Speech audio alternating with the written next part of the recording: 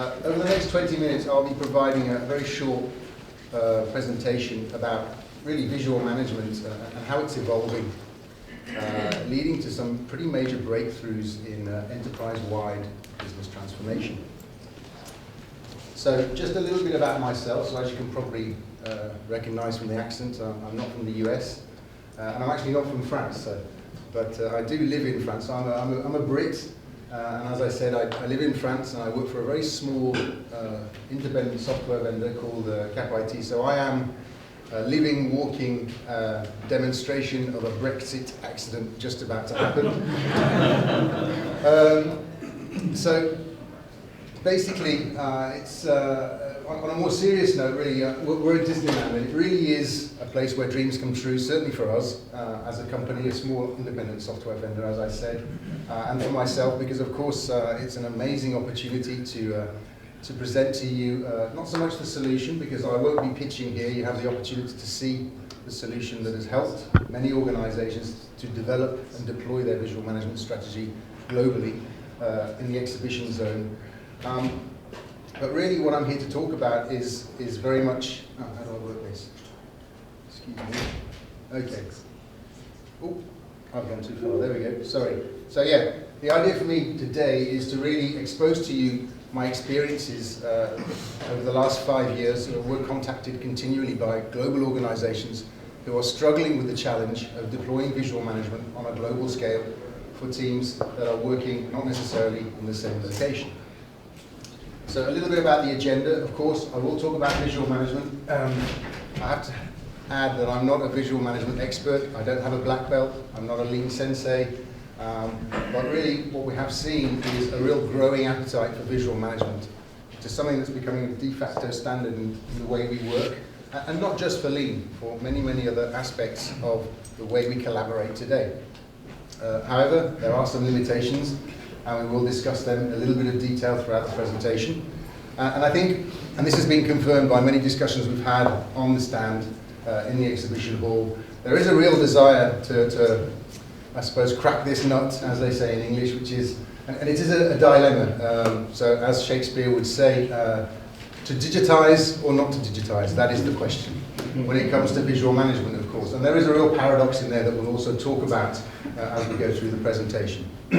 And then finally, if I get the chance, I would like to talk about some of the customers that have been experiencing this transformation as they move from paper-based to digital visual management, and some of the benefits they've been enjoying, as well as some of the recommendations that they would make to any other organization that is trying to proceed on their journey to moving from visual management with paper to a digital solution. And in fact, we have a couple of our customers in the room right now today, so they're probably the best people to talk about this afterwards. So, big question, agility in the workplace. How do we be more agile? How do we enhance performance? How do we be more efficient? And how do we stay competitive? I mean, there's no real one true answer to this question, but I would like a couple of you, if you're brave enough, to give me an idea. How do we become more agile? Don't settle. Don't settle. Don't settle, okay. As I said, there's no wrong and right answer here. I talked to a gentleman from a large Swedish telecommunications company, I won't mention any names, but he gave a really nice idea. He said what management thinks agile is going quicker, therefore making money more quickly, and then doing it at less cost. And he said that's not necessarily true for him. He genuinely believes that what we're trying to achieve with agility is to bring value to the customer more quickly. So I quite like that. I thought that was a really good, precise way to define agility. It's not the definition that I'm going to give you today, and again, I'm basing myself on lots of conversations we've had, lots of dialogue we've had with many, many organizations that contact us about how to become more agile. And actually, the answer is people. We need to create an environment in which people feel comfortable to participate, to collaborate, to iterate, make mistakes, and you would encourage those mistakes to happen so that we can learn, we can grow, and of course continuously improve together. And I think there's a couple of dynamics as well that are underlying what's going on at the moment. There really is a kind of a perfect storm building as far as business transformation, operational excellence is concerned. Of course, it's all about realigning the way we work. It's about making visible the value that we're bringing to the customer for all of those that are involved in that process. The first one is cultural. I certainly feel it. I'm not of the Facebook generation, and I like to call this the Facebook generation. The younger generation coming up are really, they have a real desire to share, like, dislike, and that's really creating a kind of a social, cultural environment, and it's being brought up into the workplace as they leave college. They come to work with different organizations, and they really have this desire to collaborate. Of course, we have technology, and I think all of us probably in this room are in the throes of a digital transformation of some sort. And you know, technology has come a long, long way in the last 20 to 30 years, as you all know. You know, good old email and PowerPoint, that just doesn't do it anymore. We have wikis, we have web conferencing, we have all kinds of tools that really are driving us to be able to collaborate more on a global scale. And then there's the way we manage the organization, and of course the people who are such an important part of the human capital, of the assets of the organization. And that is underpinned by lean and agile transformations. And at the heart of lean and agile transformations, from what we've understood from our audience, is very much adopting visual management. It really is key to getting people to collaborate together more effectively, and of course keeping it simple is also the key to doing that. So it's paper-based, it's standing up, it's simple stuff, and of course more importantly it's human-centric. It really has to be human-centric for it to work.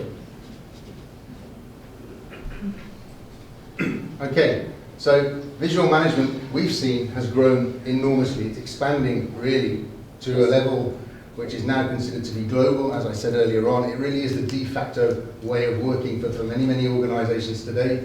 Of course, back in the 70s, it started off in Japan, at Toyota, in a production or manufacturing environment using Kanban, amongst other tools. And now we've seen it's grown to a global level. It's across all industries, across all levels and hierarchies within an organization, all departments. And most importantly, visual management is now being applied to many, many use cases.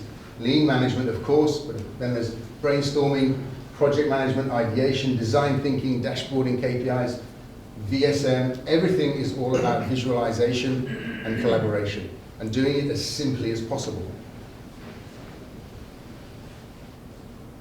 But for all the great things about visual management, there are a few challenges, a few limitations, obstacles in being able to deploy a human-centric and paper-based visual management ritual practice throughout the organization. The two main ones that we are confronted with every day are, of course, being able to run an efficient, effective visual management meeting with a team that is no longer able to co-locate and be in the same place at the same time to run their 15-minute pulse meeting in the morning. That really just does not happen anymore in global organizations. Teams are spread across multiple sites, multiple continents. The other big issue, of course, is space. There are huge space constraints today within many organizations, primarily, I would say, outside of the manufacturing environment, in engineering, R&D, but also downstream of manufacturing in logistics and supply chain, and then all the peripheral shared services, whether it's IT, HR, etc. There's a huge lack of space today, which is basically blocking the deployment and the use of visual management to enhance the collaboration of teams. There's also many secondary consequences to paper-based visual management today. Keeping the information secure on the walls is a big challenge for many organizations. One of the only ways to do that is to keep the room under lock and key. And of course, then we run into the space constraint issue. You can no longer afford to dedicate a meeting room to a project, which is the way many people used to work before. Preparing a meeting and animating a meeting using paper, it has its value, of course. It's very important for people to be accountable for what they're doing and therefore be participating actively in the meeting. But preparing and animating that meeting and keeping the information up to date is pretty medieval these days using paper. We also have the big issue, which is around these wonderful walls, there's a lot of knowledge that is difficult to capture, because of course archiving that knowledge basically means rolling it all up and stuffing it in a storeroom somewhere and hoping that one day we have the time and the space to roll it all out, to be able to leverage and capitalize on that knowledge. for another project. And of course, all of that knowledge on the walls at some time or another needs to be duplicated, for example, for reporting purposes. And then finally, as we mentioned previously, Generation Y, and I think it's now Generation Z, is coming up, and they expect something other than paper-based visual management. They want digital, they want interactive, they want social networks, they want all of those things. So when they leave college or university and they join a big company, and the first thing they're told to do is to go and stand in a dark room with no windows and stick post-it notes up on a wall, it really doesn't cut it anymore for many of that generation. So, what is the solution? Well, without stating the obvious, it really is to create an environment where you can introduce technology, of course, digital technology in this case, but the key really is to introduce technology in a way that it safeguards the key human-centric factor which is behind visual management today, and maintaining that so that people can continue to collaborate and interact in a very human-centric way. Okay, so concretely, what does digital visual management look like? Well, yes, as I mentioned, there is technology involved.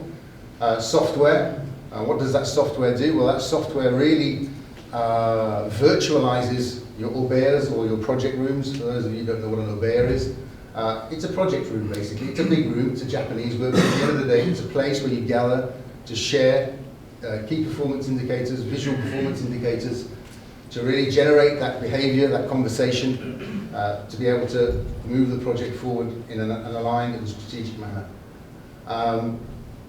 What it also can be are large touch displays.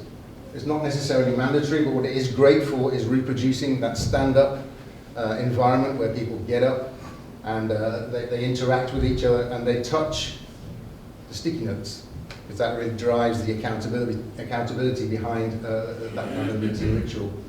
But most importantly, what you can see from this diagram is at the beginning of the process, if it's paper-based, well, the most important thing really is the people still.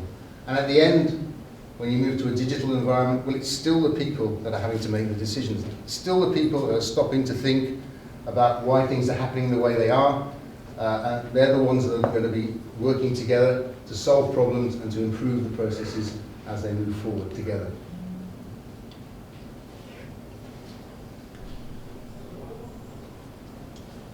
So today, and for about the last 5 or 6 years, as I've said, there are quite a lot of large organizations that have moved, not all, perhaps some, of their visual management practices, bless you, to a digital visual management environment. There's about 150 organizations today that we work with, and that number, of course, is growing. And I'm going to give you just a few examples. The one I like to choose really is a company called PSA. Now, that's probably better known as Peugeot Citroën, as we would say in French, or Peugeot, I think, is probably more the American way of saying things. So it's second largest automotive manufacturer in Europe. And they actually came to us back in 2009, and they showed us what an obeir was. We didn't really know what an obeir was. Actually, funnily enough, as a software company, well, we've been doing a lot of Agile since about the year 2000. But we didn't really join the dots when it came to the industrial world. And they walked us into a physical obeir space, and of course it was floor-to-ceiling sticky notes, KPIs, visual representations of performance, if you like. And they basically explained to us, look, we've got a huge problem here. We have to work like this. It's a kind of a top-down strategy from the C-level downwards. We've been told this is the way we want to work. This is the way we have to work, whether we're in manufacturing, whether we're in engineering, R&D, HR, etc. But the big problem we have is twofold. First of all, our teams do not coexist anymore in the same building. They are spread literally across the world. We have teams that need to work between Sao Paulo, Paris, and Beijing. The other big issue is we have no space left. We literally have no wall space left to continue to do visual management. So we are blocked. We cannot continue to deploy this very, very strategic way of working. So we worked with them, actually. We were very fortunate because they not only co-funded, but they to a certain extent, co-conceived the solution that we can demonstrate in the exhibition room. And what was good for us was that they brought to the table all of the lean thinking. that goes with visual management. As software developers, we would have loved to have gone away and created an all bells, all whistles solution that nobody would have understood or used. What they told us to do was, look, we want 4 colors of post-it notes, for example. We don't want any more than 4 colors of post-it notes, because that's what we use. That's our standard way of working. So they, in the last 5 years, have been deploying the solution for many different kinds of departments. There's about 1,300 virtual project rooms now being used at PSA, over 10,000 users. And they've obviously made some great savings, primarily in terms of space, but also in terms of the productivity levels of the organization, particularly those teams that are now working in a multi-site environment. But it's not just, of course, the automotive industry where lean takes place and where there's a lot of visual management. Aerospace is another great example. Safran is a French company, and they've got some big customers. One of them is Airbus. And they've been doing kind of the Lean Six Sigma thing from way back 2006, and that, of course, included visual management. They were doing a lot of regular stand-up meetings, but they had a huge challenge again.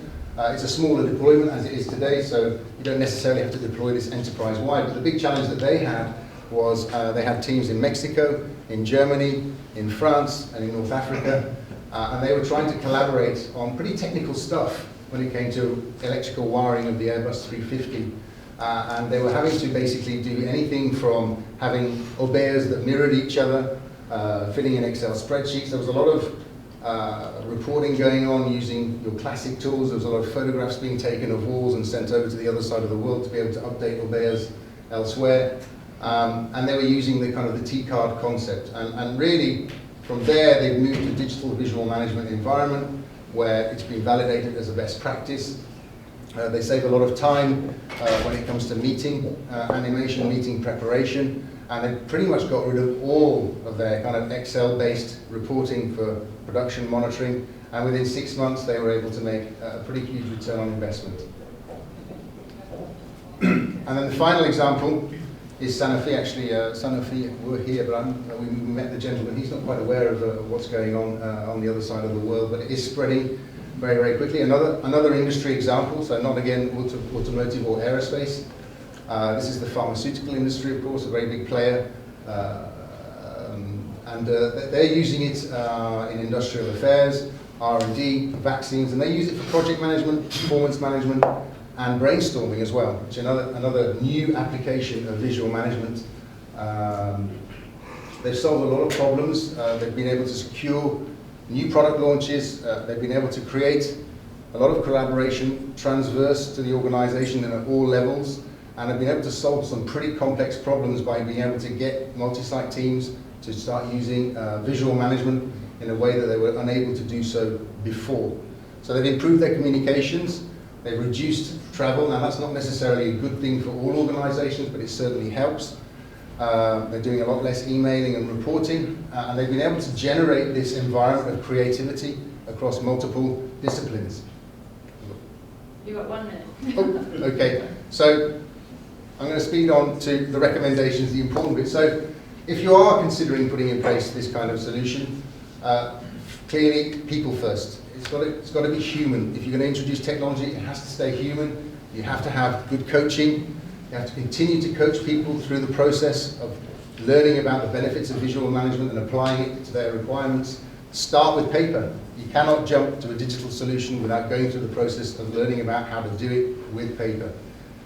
In terms of the technology, do consider using large touch displays. This technology is really a lot less expensive these days, a lot more accessible.